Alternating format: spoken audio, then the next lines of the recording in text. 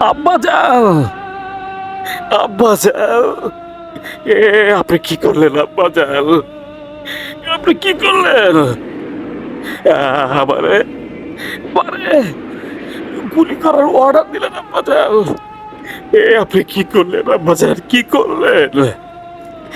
আমারে যদি আপনি বলতেন আমার কলিজাটা বাইর কইরা আমি আমি নিজের কলিজা বের কইরা আপনার সামনে দিয়ে দিতাম আব্বা যান।